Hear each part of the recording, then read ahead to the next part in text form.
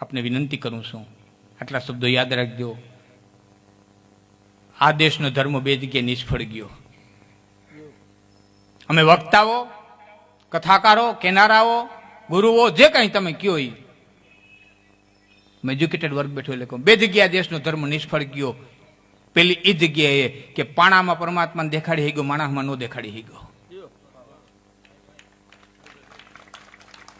પાણામાં પરમાત્માને દેખાડી ગયો, જીવતા માણસમાં ન દેખાડી ગયો. અને બીજો એ જગ્યાએ નિષ્ફળ ગયો કે તમારી આવકની કમાણીમાંથી 10મો ભાગ કઢવી ગયો. આવકની કમાણીમાંથી 10મો ભાગ કઢવી ગયો, એના મંદિરો કરાવી ગયો, એને એને એને સજાવટ ખોલાવી ગયો. પણ તમારા ઘરમાં જે આવક થાય, નીતિ નીત થવી જોઈએ, એ ન કરાવી ગયો. હા, બસ 10મો ભાગ કાઢી નાખો એટલે તમારું ધન શુદ્ધ થઈ ગયું. આ કાતરની ચોરી કરે ને કરે હોય નું દાન, પછી ઊંટે ચડીને જોયા કરે હજી કેમ ન આવ્યું વિમાન.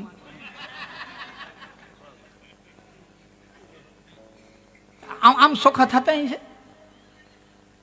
હું તો જાહેરમાં ઘણી વખત કહું કે આ દેશને જાજા શાસ્ત્રો ભણાવવાની જરૂર નહોતી. આ દેશને એટલું જ કહેવાની જરૂર હતી કે અહીંયા કરેલા ભોગવવાના છે. બ્રહ્માના બાપને ભોગવવા પડ્યા, તું છૂટે નહીં, તારી મરજી કરવું જ કરી, ન કરવું તારી મરજી. અહીં માપ બાપ કરનારું કોઈ છે જ નહીં.